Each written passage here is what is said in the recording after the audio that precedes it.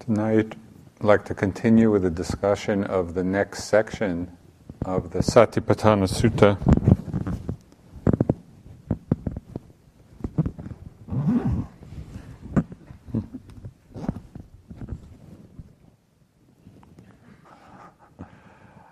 And this is mindfulness of the Dhamma with respect to the five aggregates.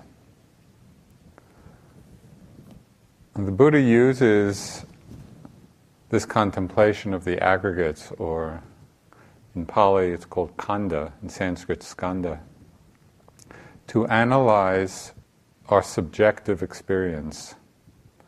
And through this analysis to deconstruct the very deeply held concept and belief in self.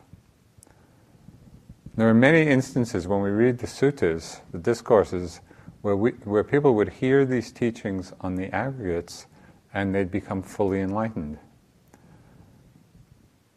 And if not fully enlightened, it's said that the stainless Dhamma vision eye would open. And people would be praising the Buddha in this way after these teachings, saying he was turning upright what had been overthrown, revealing what was hidden, showing the way to those who are lost, or holding up a lamp in the dark for those with eyes to see.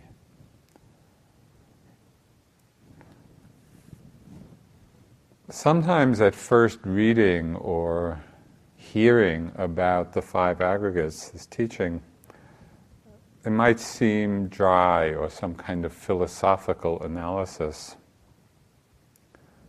But when we bring the teachings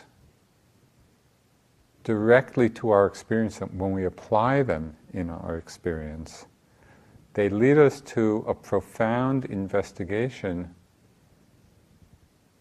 of what it is that we call life. That's what these teachings are about. What is it that we call life? What is this experience of living? These teachings and the aggregates open up whole new levels of understanding. And they're even more transformative than the discoveries in science of the atom or subatomic particles or quantum realities in terms of getting beneath the surface perceptions of things.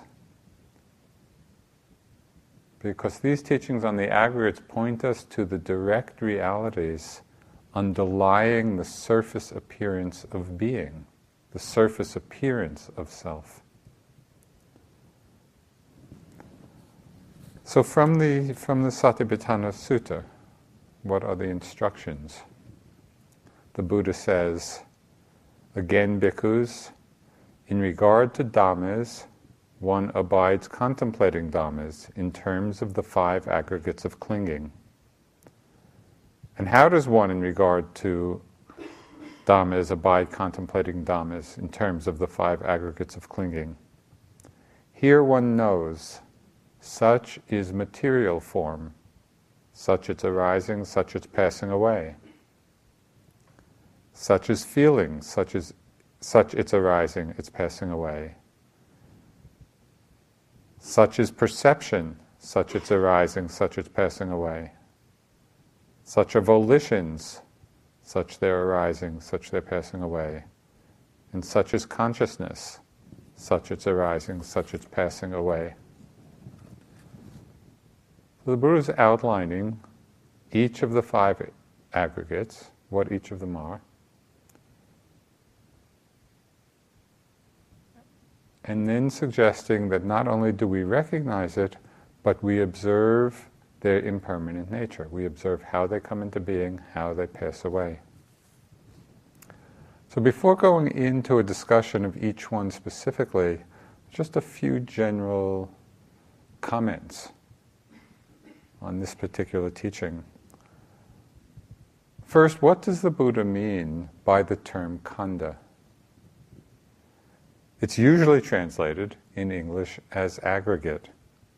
And we can understand the meaning of this term on two levels.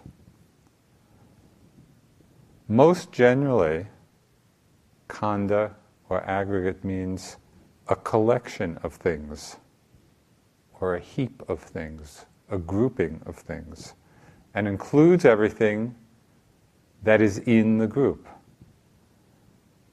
or all the elements that make up the substance of something. So all of that is a khanda. So an example, one of the terms in Pali come across the term dukkha khanda.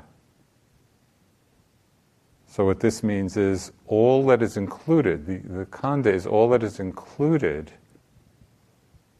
in the term dukkha, in the term suffering.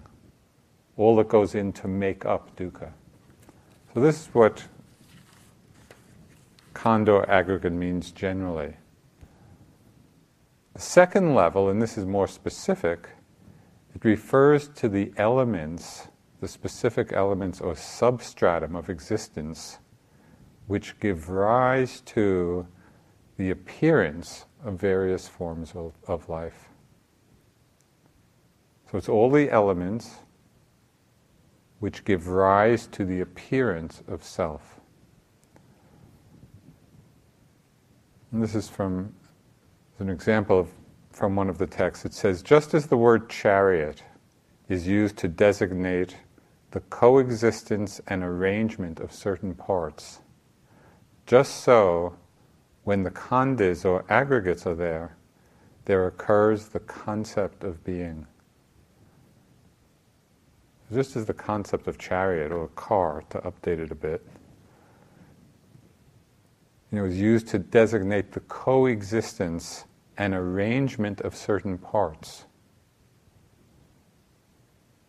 That's what the word car or chariot refers to, the arrangement. Just so, when the khandhas, the aggregates are there, it gives rise to the concept of self, gives rise to the concept of being. So everything we call birth, we call life, or we call death, these tremendously significant things in most people's lives, in the light of this teaching, is seen as just the arising and passing away of the different aggregates. There's no self there to be born, no self there to die.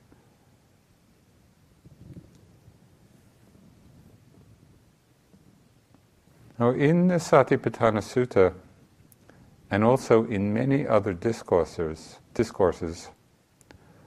the Buddha doesn't simply refer to the five aggregates, but he often uses the phrase, the five aggregates of clinging.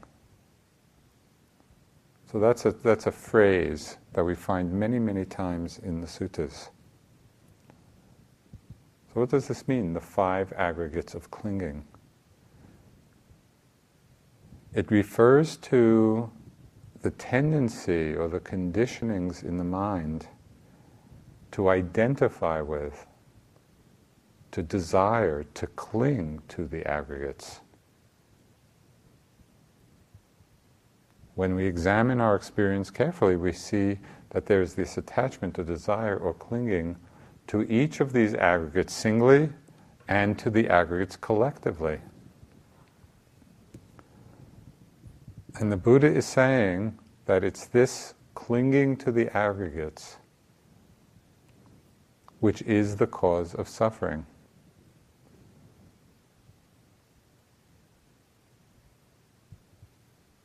He summarized the first noble truth. In his teachings on the Four Noble Truths, and the first truth is the truth of dukkha, he summarized it by saying, in short, after listing all the various aspects of dukkha, he summarizes saying, in short, the five aggregates of clinging are dukkha.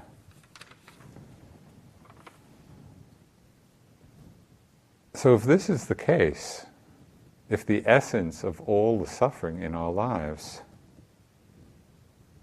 is clinging to these five aggregates, it might be worth our investigation.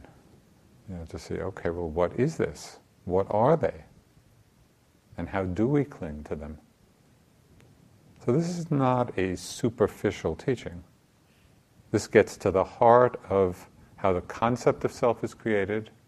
It gets to the essence of the cause of dukkha, of even what dukkha, what suffering is.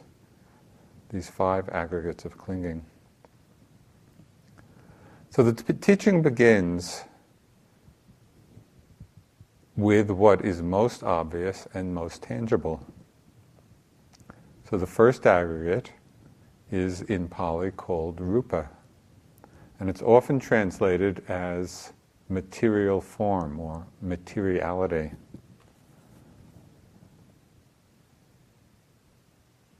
Now, in an earlier talk on the mindfulness of the body, earlier in this series, we've already discussed in some detail the nature of the material elements. But I'd like to do a quick review, for those of you who don't remember from 3 years ago. The Buddha talked of 4 primary physical elements, what he called the 4 great essentials, that is, earth element, air, fire, and water. And then there are 24 secondary or derived aspects of the material elements, qualities like color and sound and taste and smell. Now we hear this, earth, air, fire, water. It doesn't really seem to measure up to kind of how we now understand things scientifically. And it's clear that our scientific understanding of the nature of matter and our scientific description has become quite a bit more refined.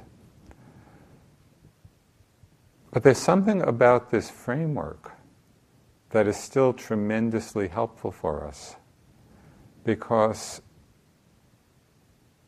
it's a way of describing our felt sense of the material physical world. If we talk about experiencing the physical world in terms of atoms and electrons and protons, it doesn't give us much guidance or direction in terms of, well, what does that actually feel like? What's our experience of it? But this very simple framework of the 4 elements is pointing particularly to our subjective felt sense of it. And so it helps direct us to what our experience actually is. Whenever we are mindful of a physical sensation, it could be hardness or softness or vibration or pressure or heat or cold or lightness or heaviness, whenever we are aware, whenever we are mindful of a physical sensation, we are in the contemplation of the first aggregate.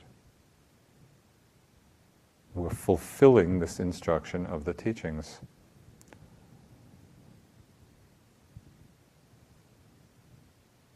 Now, in the sutta it says, the Buddha is saying, know each of these basic elements, each of these sensations, as being rupa, as being materiality.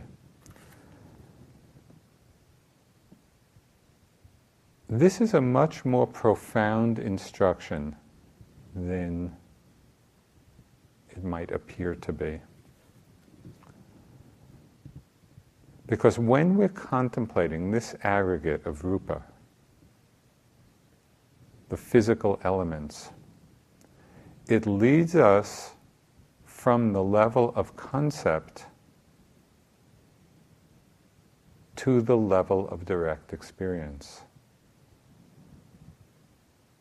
Generally, our way of understanding is,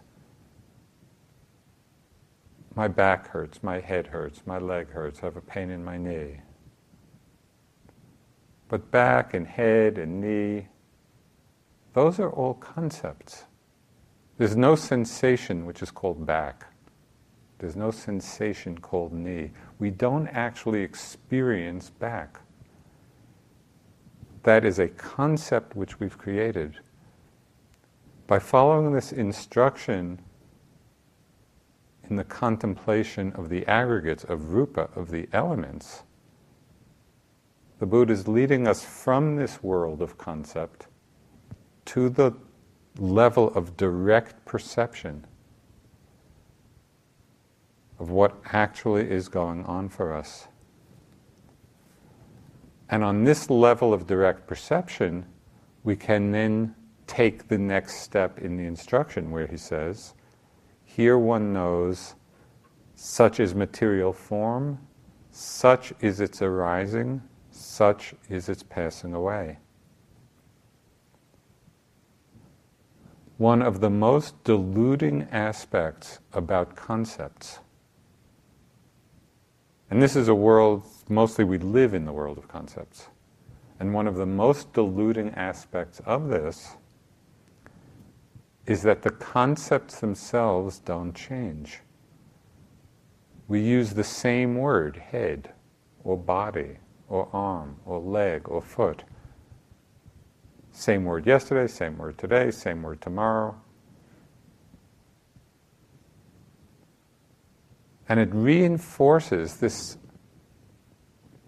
attachment to being on the level of concept, reinforces the illusion that there is something permanent that these words are actually referring to. So it's strengthening this hallucination of permanence. Yet when we are contemplating the aggregate of rupa, and again, that's the collection, that's the heap of all the particular physical elements, physical sensations that we feel. When we're contemplating this first aggregate of rupa, then we can experience, we do experience, their changing nature, and not only changing on a macro level, changing on a micro level, moment to moment. Now, this is so obvious in the walking meditation, whether it's the slow walking, or in your walking meditation, or just walking as you're moving about. When we're undistracted, when we're simply resting in the awareness, in the contemplation of rupa, contemplation of the body, it becomes so clear that what we're actually aware of are simply different sensations arising. It's like sensations in space.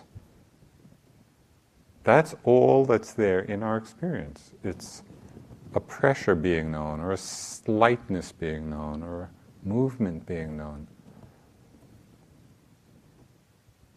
There's no body, there's no foot, there's no leg,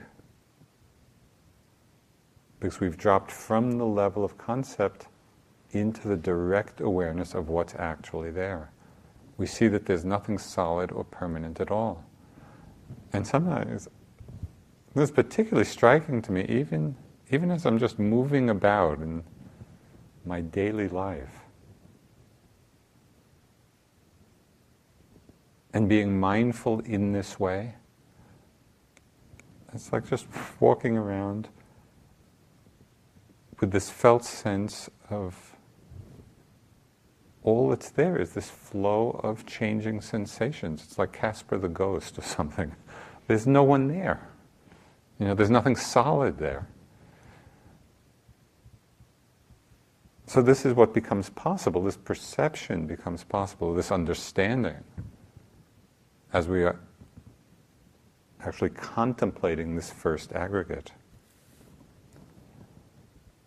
It's likewise when we hear a bell or other sounds. The concept stays the same. The concept bell. But our actual experience of it, on the level of rupa, on the level of the first aggregate, is one of a flow of changing vibrations. There's nothing solid at all.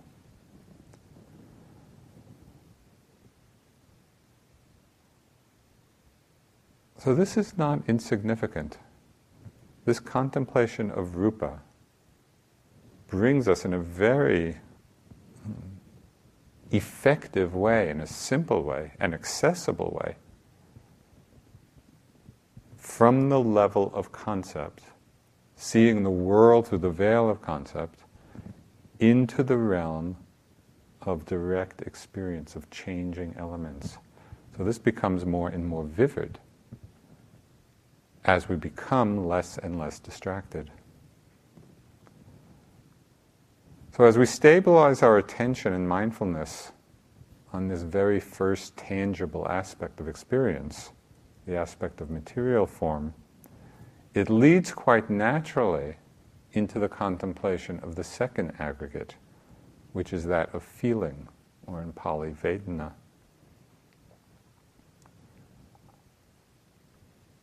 Now, as with the elements, in an earlier talk, devoted quite a lot of time to this discussion of feeling as the second foundation of mindfulness.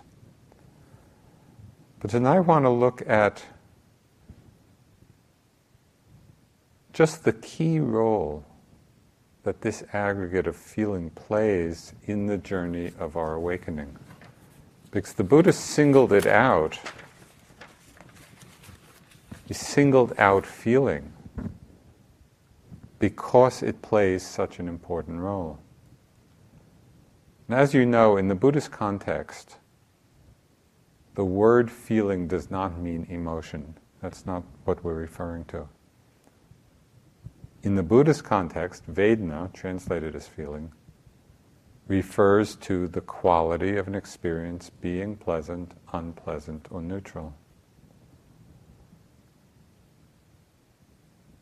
And this feeling quality, feeling tone, is arising in every moment of experience.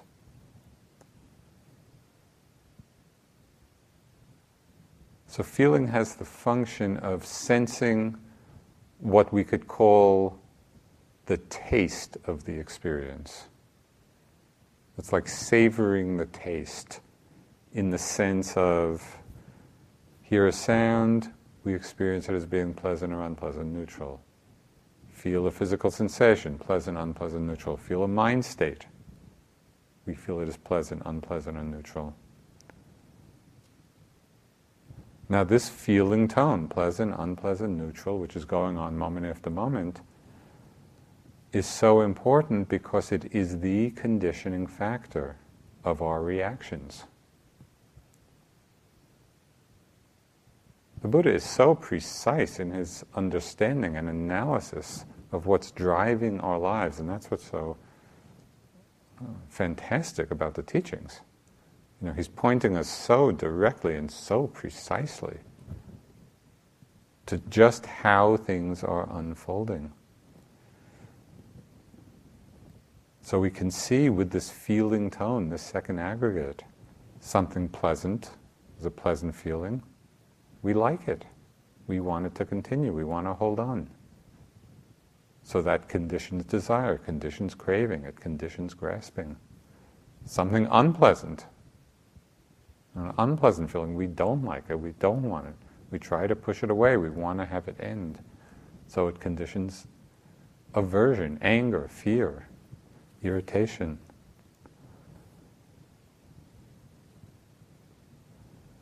When we apply the Buddha's teaching of the Satipatthana Sutta,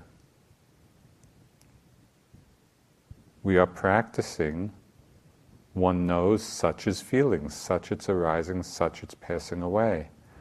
And so we practice learning to recognize these feelings as they arise, so they don't pass unnoticed. And we also practice seeing their changing nature.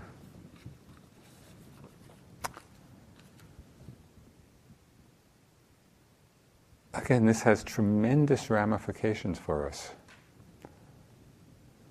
The Buddha said, whatever feelings arise, whether pleasant, unpleasant, or neutral, abide contemplating impermanence in those feelings. Contemplate fading away, letting go of those feelings. Contemplating thus, we do not cling to anything in this world. When we don't cling, there is no agitation. When not agitated, we personally attain Nibbana. Well, this is a pretty strong message. He's saying in the contemplation of the impermanence of feelings, when we actually train ourselves, practice, noticing when they're arising, as they arise, and giving attention to the fact that they're arising and passing away. It deconditions the mind from grasping. Contemplating thus, we do not cling to anything in this world. When we don't cling, there is no agitation.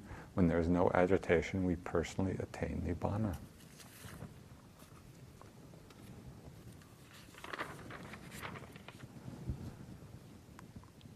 Now, in one way, this sounds very simple. It seems like a very simple instruction. But how often, in the midst of some strong feeling tone, how often do we remember to actually do this? Remembering in the midst of a strong pleasantness or in the midst of a strong unpleasantness or neutrality, how often do we remember and bring to bear the understanding, yes, this is also just arising and passing. So we can pay attention to this both in our daily lives and in more formal meditation practice. So you're sitting, and maybe the mind settles in to, a somewhat more concentrated state. So maybe there's a sense of stillness, a sense of ease, a sense of calm. Watch the tendency, the very strong tendency of mind to like this. We do, especially if we've kind of been struggling in our practice or, it's been difficult, and all of a sudden, that sense of relief, of ease, of peace. Strong tendency of mind. Oh, this is nice. I like it. Let me hang out with this for a while. This is a good time to bring this instruction, into the practice. Contemplate, notice, note, pleasant feeling. This is pleasant, pleasant.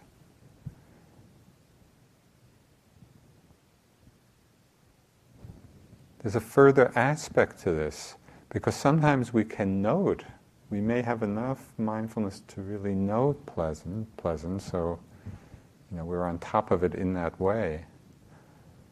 But even as we recognize the pleasant feeling, and perhaps even noting it, there can still be this subtle identification with it. Oh, pleasant, oh, I'm feeling pleasant, and we kind of collapse into the identification with the pleasant feeling. So that would be something else to notice. We recognize it, but we can become identified in the enjoyment of it because it's pleasant. There's a technique that I've used to help cut through this particular identification with pleasant, and can be applied to unpleasant as well.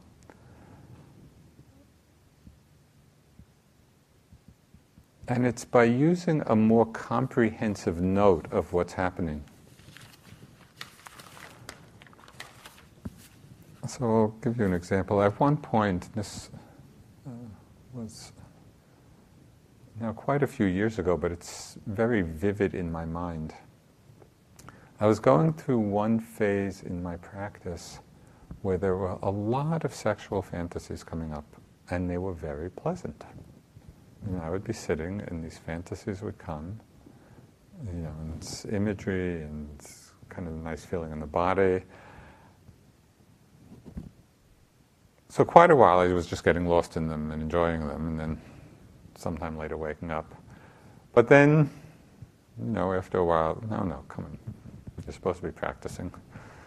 Okay, so I started noting pleasant. But it didn't do it. Somehow it didn't unhook the mind in some way. It wasn't enough, because I think I was still identifying with the pleasant feeling, even though I was recognizing it. So I started making a double note. I started noting contact pleasant, seeing more clearly that it was the contact with the object that gave rise to the pleasant feeling. And of course, this is part of the Buddha's teaching on the law of dependent origination. Feeling comes out of contact. Out of contact, feeling arises. So when I highlighted both aspects, the image, the fantasy would come, and I would note contact pleasant. It was acknowledging, yes, there's this contact with the object, and it's pleasant. Somehow what it did was to depersonalize that pleasant feeling. I just saw the impersonality of it. I saw how the feeling itself, that feeling tone, was simply arising out of contact. And it was amazing. By making that simple double note, it was just like hitting the right acupuncture point. So I'd note contact feeling, and the whole thing would disappear. So sometimes we have to play a little bit and really see what do we need in terms of our mindfulness to capture more of the totality of what is going on. Now we can do this same thing with unpleasant feelings as well. So there's a story of Ajahn Chah, and he uses different language. He's not using this kind of very precise language, but the point of the story is exactly the same. He at one point had gone off on retreat himself and was staying in a monastery just outside of a village. And he was there meditating, and then one night the villagers were partying all night. And as those of you who've been in Asia know, often in these village scenes, there's loudspeakers and music blaring, and it's, incredibly noisy. And Ajahn Chah, it said, was just getting more and more irritated. Don't these villagers, here I am, their teacher, and don't they know I'm meditating, and why are they making so much noise? And just the same kind of mind loops that we get into. So then he started giving himself a little talking to. And this is from a book by Ajahn Amaro, who's recounting the story of Ajahn Chah. He said, well, they're just having a good time down there. I'm making myself miserable up here. No matter how upset I get, my anger is just making more noise internally. And then he had this insight. Oh, the sound is just the sound. It's me who is going out to annoy it. If I leave the sound alone, it won't annoy me. It's just doing what it has to do. That's what sound does. It makes sound. This is its job. So if I don't go out and bother the sound, it's not going to bother me. And so in that kind of very down-to-earth way that Ajahn Chah had, he's just pointing out, if we can just recognize the sound for what it is, if it's an unpleasant sound, noting the unpleasantness for what it is, there's no reactivity in the mind. We're simply being mindful of what's arising. This is the contemplation of Vedana.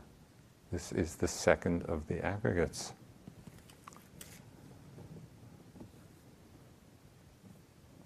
As we practice in this way, with the aggregate of feeling, we can apply the Buddha's very profound instruction to his son Rahula when he said, "See everything with perfect wisdom. This is not mine, this is not I, this is not myself." So that becomes, it's like a mantra of liberation, applied to every object, and here applied to the aggregates. Whether it's the aggregates of rupa, the physical elements, the aggregate of feeling, see everything with perfect wisdom. This is not I, this is not mine, this is not myself.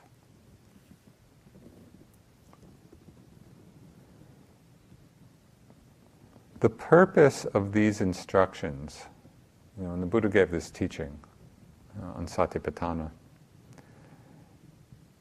The purpose of it is not to engage in some kind of philosophical analysis, of the aggregates and of impermanence and of not-self. The whole purpose of the instructions is to lead us to our own direct, immediate, intuitive insight into the nature of all these elements. Okay, so the first aggregate is rupa, the material, physical elements. The second aggregate is vedana, or feeling, that quality of pleasantness, unpleasantness, neutrality. The third of the 5 aggregates is the mental factor of perception. And in Pali, the Pali word for this is sanya.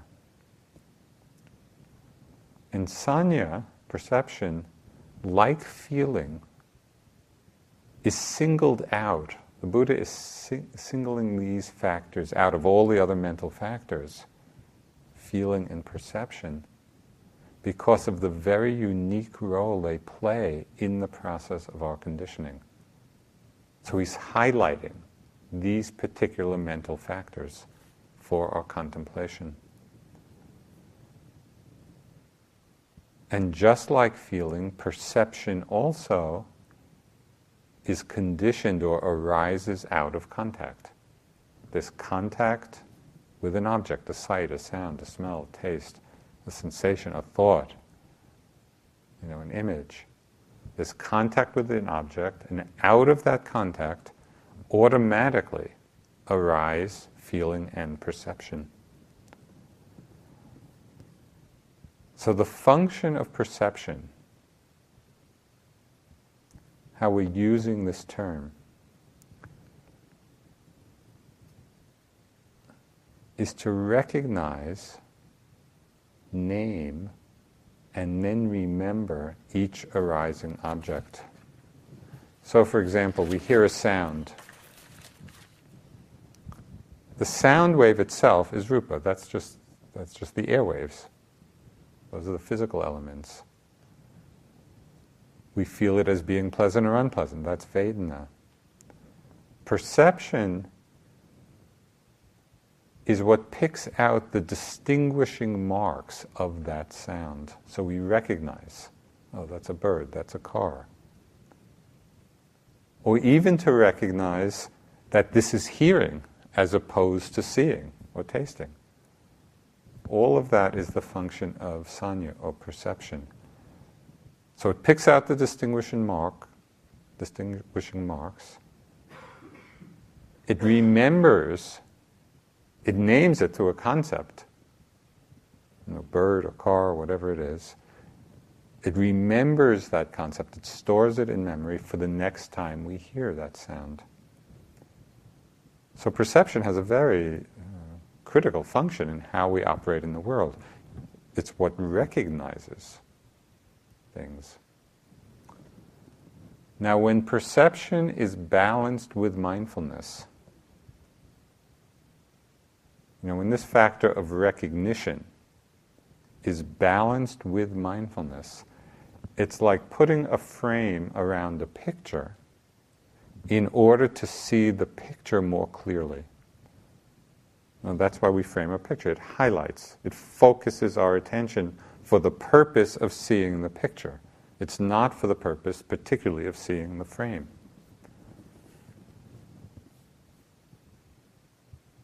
So when perception is balanced with mindfulness,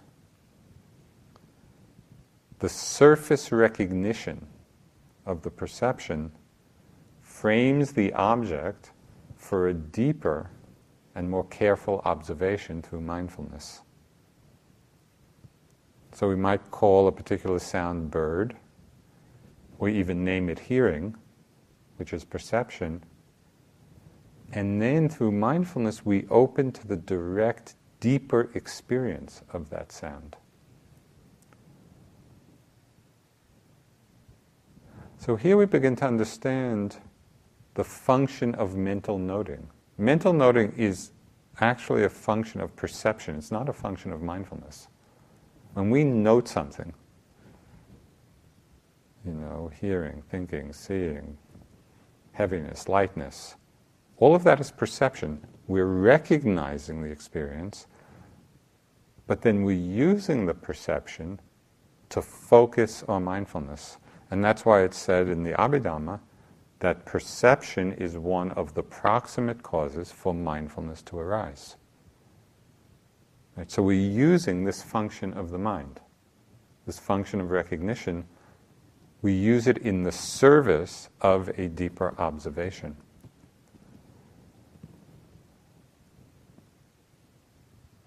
There are some lines from the book The Hours by Michael Cunningham, which is a beautiful book, and he's quite a wonderful writer. He said, "Everything in the world has its own secret name that cannot be conveyed in language, but is simply the sight and feel of the thing itself." Everything in the world has its own secret name that cannot be conveyed in language, but is simply the sight and feel of the thing itself.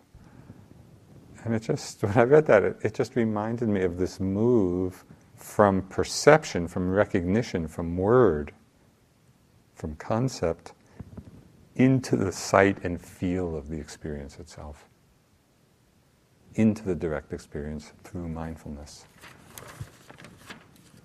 Okay, so this is when perception is balanced with mindfulness, is in the service of awareness. When there is perception without mindfulness,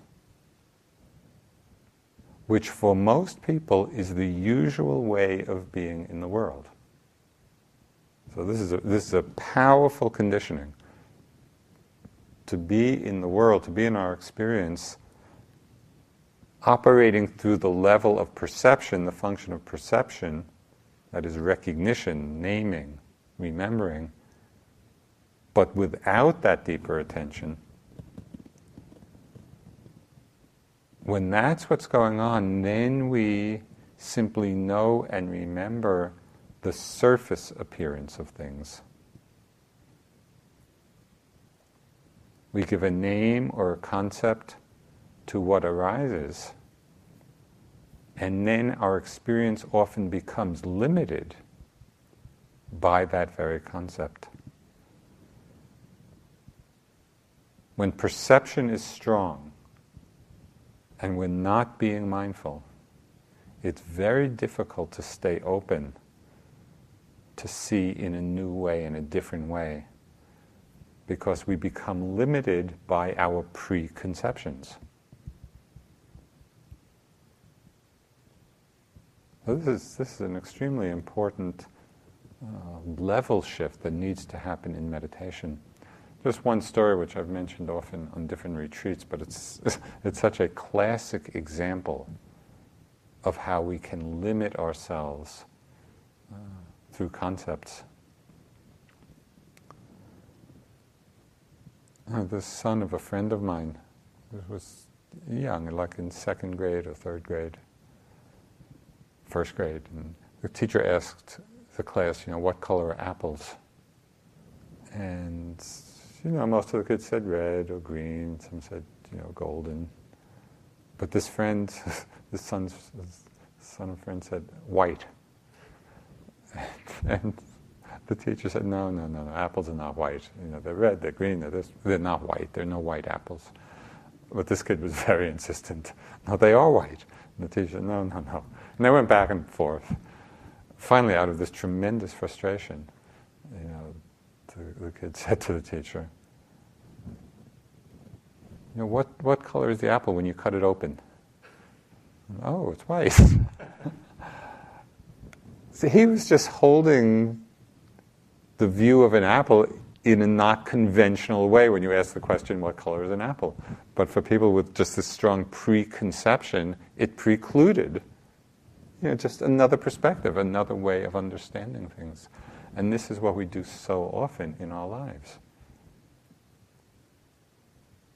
When we're attached, even unconsciously, to the perception, to the conventional perception, then we don't look deeper. We don't look in unique ways.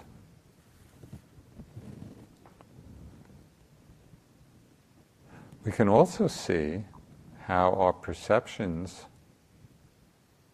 very often condition how we feel about things.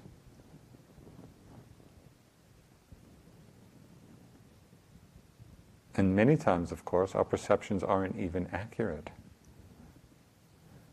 A couple of years ago, at a 3-month course, one of the yogis told me the story of a time they were constructing a new house. And they were, this was a couple, and they were out at the site a lot. And as the house was coming to completion, and they were moving in, and they saw, at some point, they saw this great blue heron, flying around. And they're kind of excited by that. Then they moved into this house, and they heard a chirping sound. And they were so excited, they just thought, oh, great, the blue heron had, laid some eggs, and there were going to be this little blue heron chicks. So that every time they heard the chirp, they were, terribly excited, and just made them really happy. And then, I don't know, maybe a week later or so, the contractor came along, and he was doing various things in the house, and he went down into the basement, and he came up and he said, hey, your smoke alarm is broken. And that chirping was just the smoke alarm that was going off. And immediately, that sound, which had given them so much pleasure, became the source of so much irritation. Oh, we have to get that fixed. And of course, the sound was the same. It's the perception conditioned the feeling. And, as we know, many of our perceptions are not accurate. So we need to be very watchful, of that.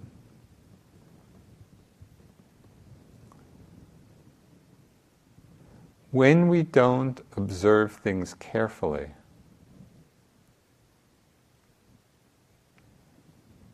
there's one deeply habituated perception that we have about the world, we have about ourselves, that becomes the origin of many inaccurate conclusions. So this is a common misperception, and one that leads to many wrong conclusions and to a lot of suffering. And that is the perception we have of the solidity of things. We believe that we're living, and we are, in this very solid reality, solid world. And as long as this perception of solidity is fixed, it's not possible to deeply understand impermanence or the insubstantial nature of things. So somehow we need to understand why we have a perception of solidity. Why is that so strongly conditioned? So one way we can understand it, we have this perception of things being solid or continuous because of the rapidity of change. The change is happening so quickly that often our mind is not refined enough to see the change. So I'll just give you a few very simple examples. If you take a torch of fire, and you twirl it around, what the eye will see is a ring of fire. And it will appear like there's a ring, of fire. Well, actually, there's not a ring. It's a torch that's being moved very quickly, but we're not seeing the movement. Where you go to the movies. When we go to the movies, we're not seeing the separate frames of film. There's actually no particular continuity to what's happening on the screen, but we're not seeing that.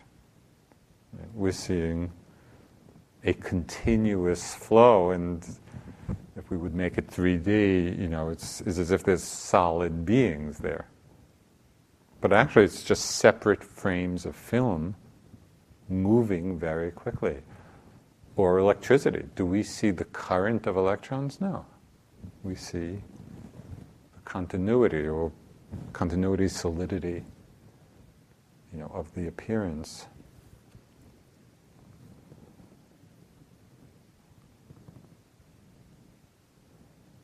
The second reason that we are misled with this perception, not only the rapidity of change, but we also see things as being solid when we are not looking closely enough, when we're looking at things from a distance.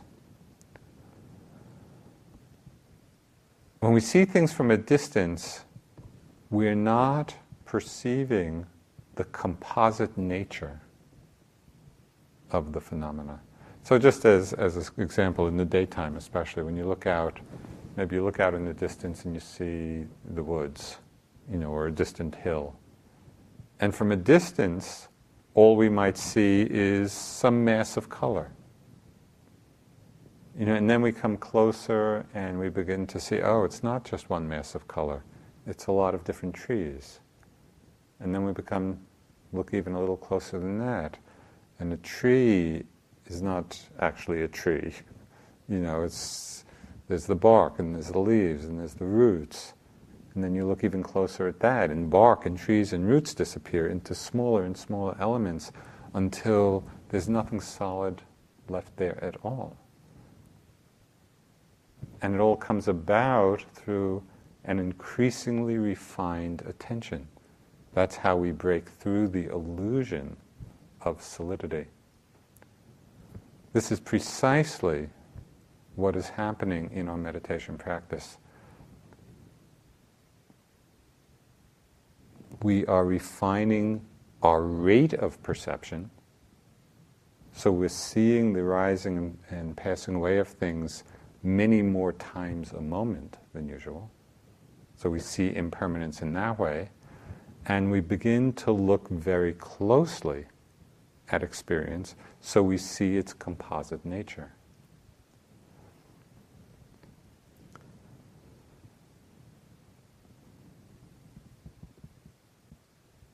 Okay, there are many areas in our lives where we can see this tendency to solidify the world through the use of concepts, through perception not balanced by mindfulness. But I think all of that will be next week.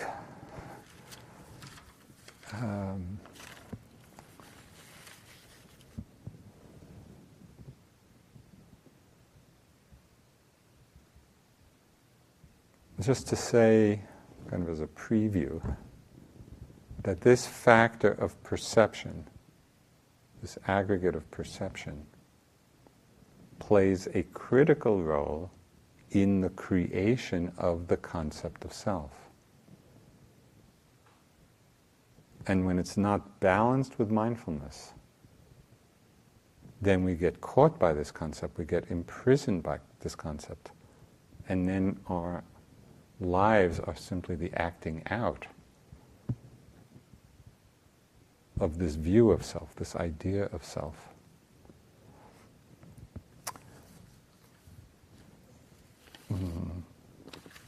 just one teaching which we'll elaborate more next week as we begin to see how perception creates the concept of self and how we can also free ourselves from this. But a nice summary of it is expressed in the teachings of Kala Rinpoche, one of the great Tibetan masters. And he said, we live in illusion and the appearance of things. In other words, we're living in the world of perception. There is a reality. We are that reality. There are underlying elements. When we understand this, we see that we are nothing. Being nothing, we are everything. That is all. And so this is the great gift of these teachings. And all of the teachings in the Satipatthana Sutta, it's like a practical guide to awakening. The Buddha is giving us such specific instructions of what to do to awaken the mind from hallucinations of perception. And in this particular section on mindfulness of the Dhammas, we do it with respect to the aggregates. We begin to contemplate the contemplation of rupa, of the physical elements, seeing how they arise, how they pass away. Contemplate the aggregate of feeling, pleasantness and unpleasantness. Contemplate the aggregate of perception.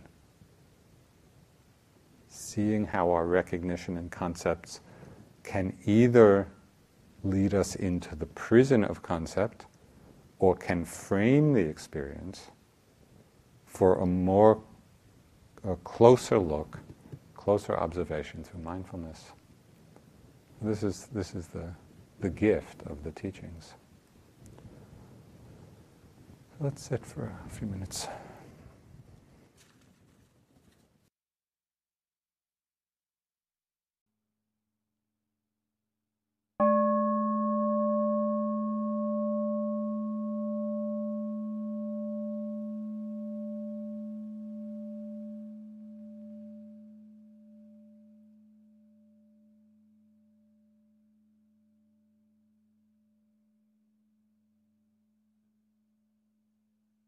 This talk was given by Joseph Goldstein at Forest Refuge on March 1, 2006. It is an offering of the Dharma Seed Audio